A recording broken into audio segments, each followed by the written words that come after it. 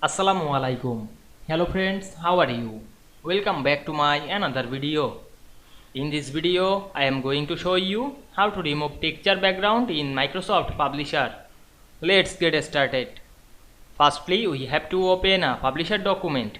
Now we want to remove the texture background. Go to the page design menu and we can see here the background option. Then we select it. Now we can see here the no background option. Now we want to remove this texture background, select the none option. And we can see we remove the texture background, but this texture background here we use anytime this texture background move this page. I hope you enjoyed the video.